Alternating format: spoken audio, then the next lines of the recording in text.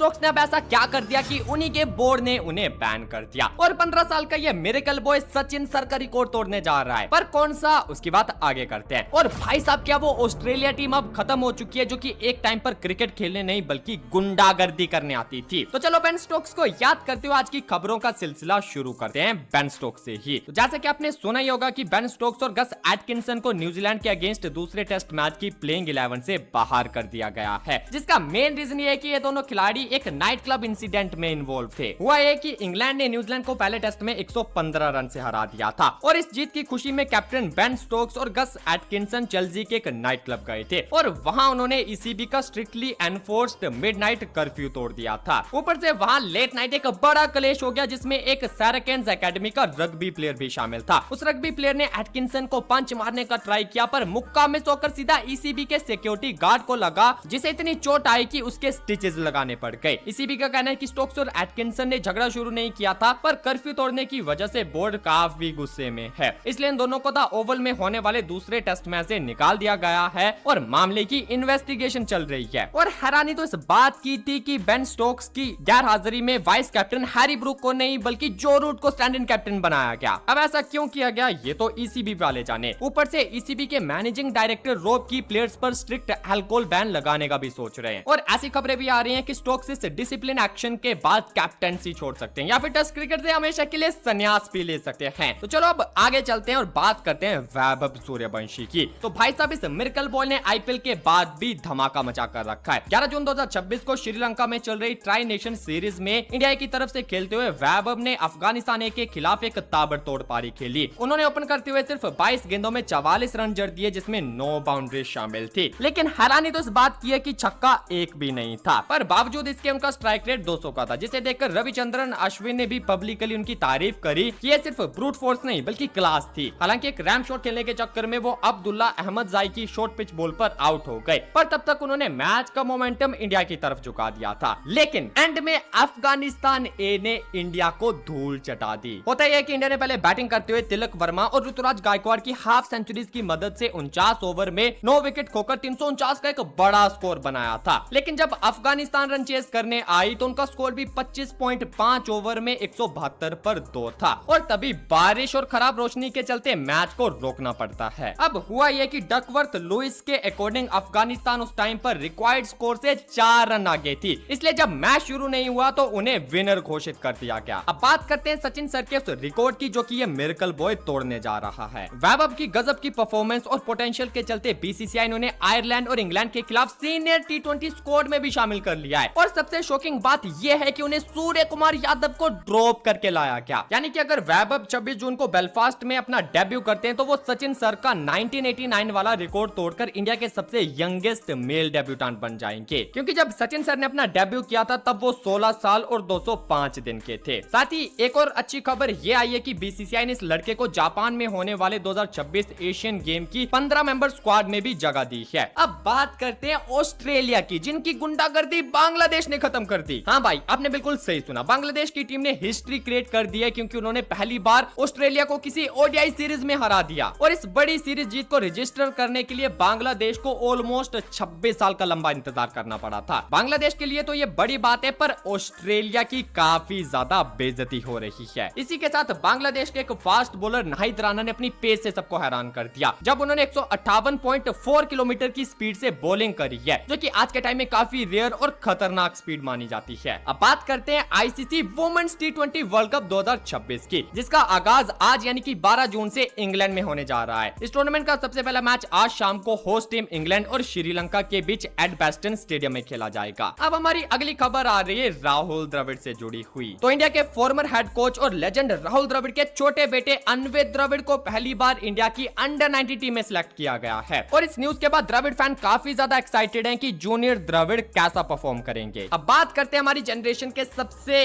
Interesting umpire बिली बाउडन की। जो लोग भी इन्हें याद करते हैं उनके लिए काफी अच्छी खबर है। तो हाल ही में क्रिकेट को यूरोप में और ज्यादा पॉपुलर बनाने के लिए जर्मन सुपर लीग शुरू की गई है और इस लीग को और फेमस बनाने के लिए उन्होंने एक मस्त डिसीजन लिया है, जहां उन्होंने दुनिया के सबसे एंटरटेनिंग अंपायर बिली बाउडन को जर्मनी बुलाया, जहां वो फाइनल मैच में अंपायरिंग करेंगे। और जब से ये खबर सामने आई है तब से बिली बाउडन के वो फेमस टेढ़ी उंगली के आउट देने वाले सिग्नल्स एक बार फिर से सोशल मीडिया पर वायरल होने लगे हैं। अब बात करते हैं मानव सूत्र की, जो कि अपने डेब्यू मैच में ही हीरो बन चुके हैं। तो इस इंडियन स्पिनर मानव सूत्र ने इंग्लैंड की डोमेस्टिक क्रिकेट में वारविकशायर के साथ काउंटी चैंपियनशिप का कॉन्ट्रैक्ट साइन कर लिया है। इस कॉन्ट्रैक्ट के अकॉर्डिंग सूत्र अब वारविकशायर की तरफ से यॉर्कशायर और सोमरसेट के अगेंस्ट होने वाले फिक्सचर्स में खेलते हुए नजर आएंगे।